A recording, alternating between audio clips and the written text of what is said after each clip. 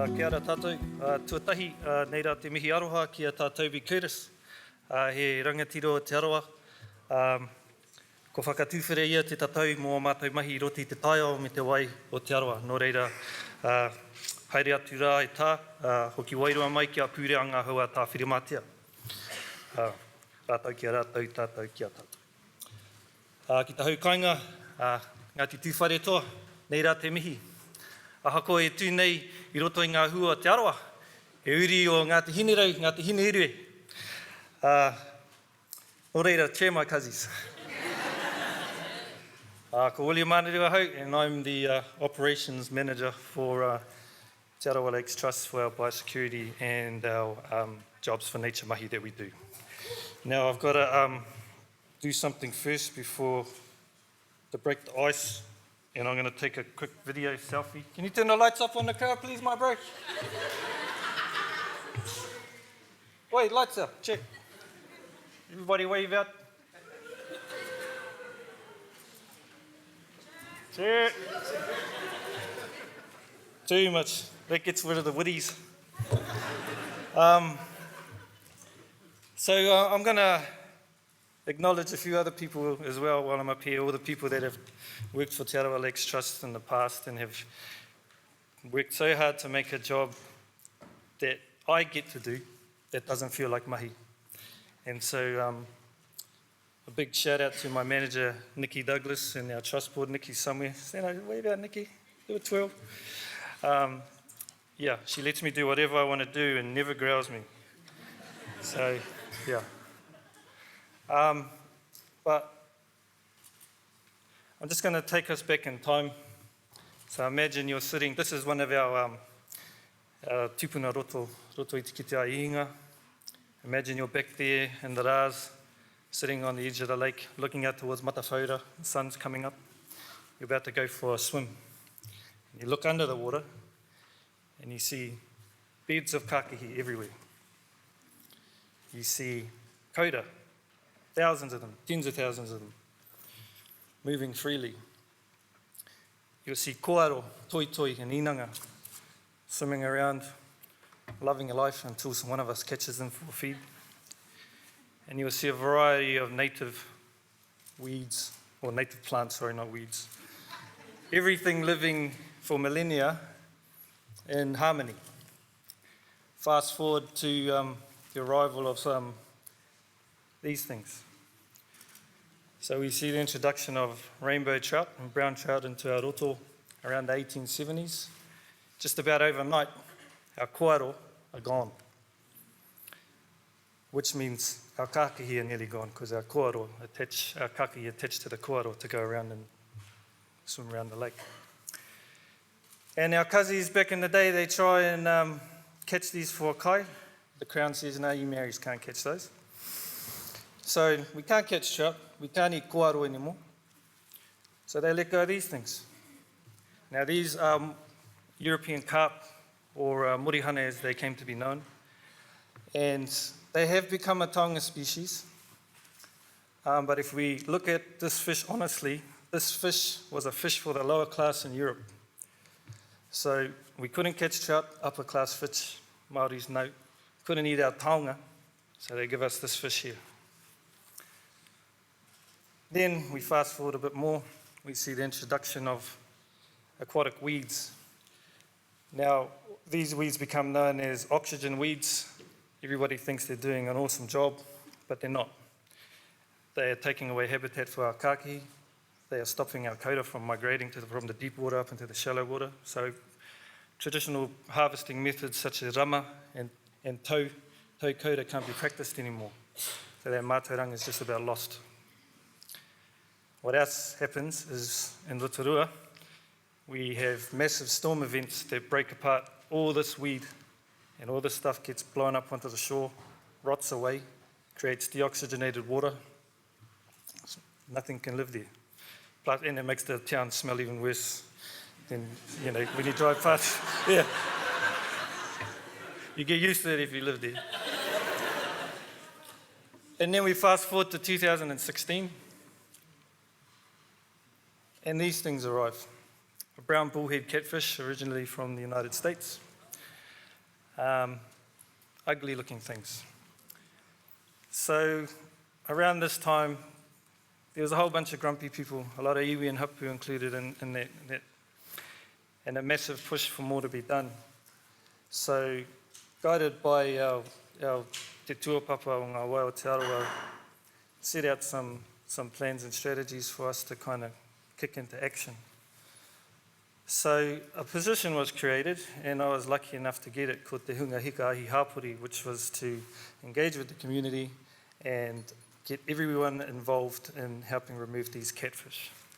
So if I go through the numbers, 2016 we caught 350, then it was 3,500 the following year, then it was 36,000, and then we thought we were onto a winner because we caught 22,000 the following year after that. And then COVID came, and we all went into level whatever it was, and then when we came out of level whatever it was, we went back to catching them and we caught 64,000 in a month. So if I talk about the damage these fish do, we've seen a decline in our kōrero in Lake Rotoiti by 99%. We've seen them disappear by 80% in Lake Rotorua. The weeds as well have stopped that migration of those kōrero, and when the kōrero actually do get through the weed, they have to deal with these things, so they get a hiding again. So, like I said, we had to do something about it, so we went hard. And we got a whole bunch of volunteers involved. We went straight into the kura, and we created the Te Arawa Catfish Killers. Yeah. We've got a sign too. You go like that, that's our sign. And we've got 35 schools involved in this program now. We've got probably, over the years, we've probably had about 5 different organisations dealing with at-risk youth. Toi Oho Mai's been involved as well. And one of my staff is working on some curriculum stuff with Lakes High over in Rotorua at the moment. But the volunteers so far, volunteers are really, really bad at putting data into dashboards and stuff. So if we threw a guess out to how much they actually caught, it's probably up around 120,000. But the kids love it. And somebody said to me yesterday that I'm exploiting kids for child labour. It's absolutely true. Because you give them a hat and a drink bottle and they'll do anything for you. But this mahi has been really awesome to be a part of. We've won a couple of awards over the years. In 2019, we won the Supreme Award at Biosecurity Awards, and in the following year, 2020, we won a Supreme Award for a Society of Local Government Managers. And that's all because of these kids' mahi. But from that, other opportunities have come up. So in 2019, after the success of the Te Arawa Catfish Killers, the regional council approached us and they were like, we want to trial, Bay of Plenty Regional Council, we want to trial boat ramp inspections. So we've got 14 lakes over in Rotorua that people can go between. And when they transition from one to the other, not all of them check their boats. They're worried about getting to catch the next fish. And next month, October the 1st, our season opens up and we'll have people from all over the motu coming to fish on our roto.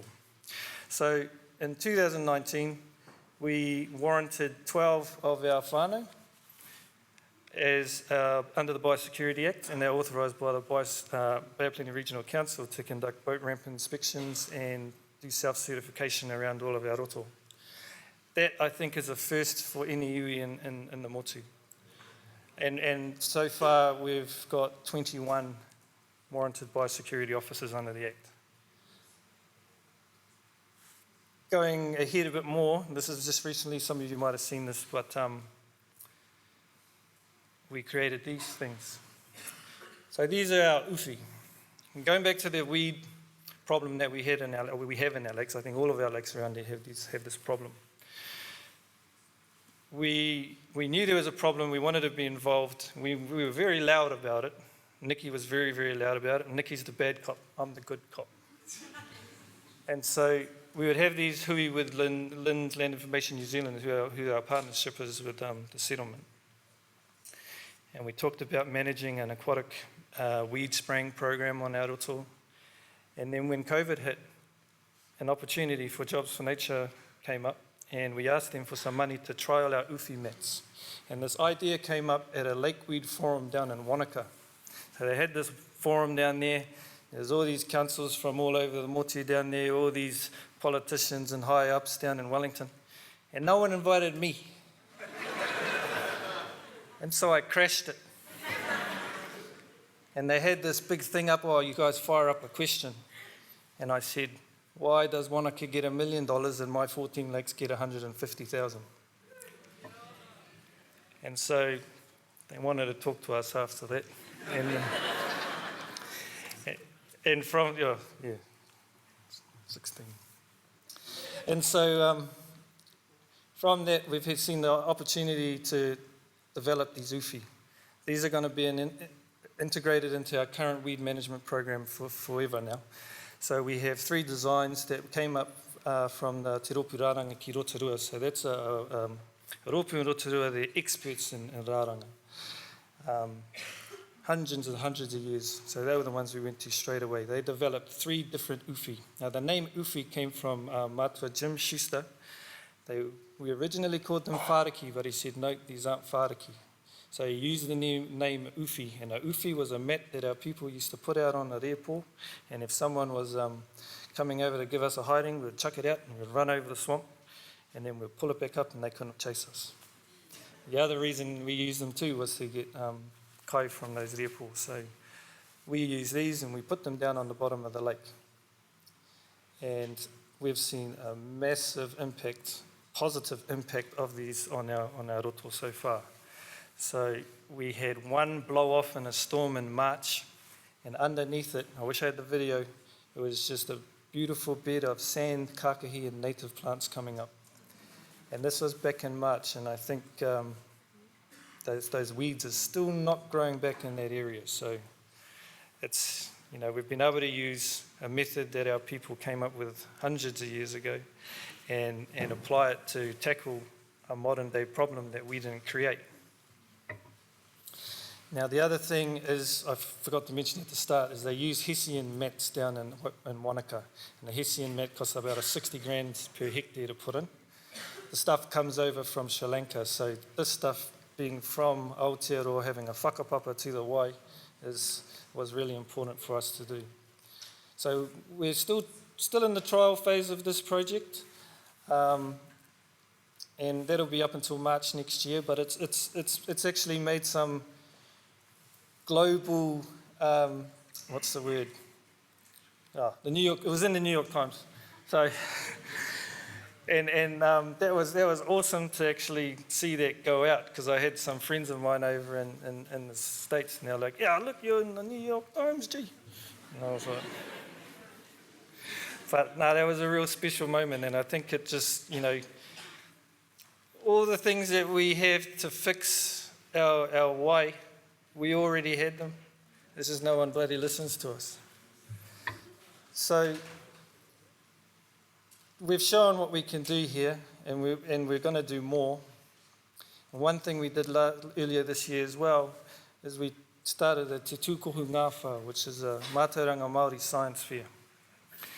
We had 5 categories in there: biosecurity, biodiversity, water monitoring, Mātauranga Māori, and sustainable design.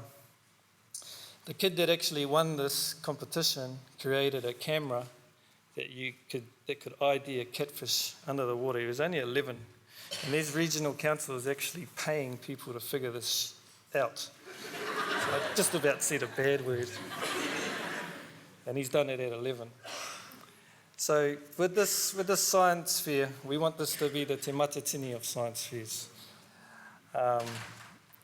So you guys will help us out with that one.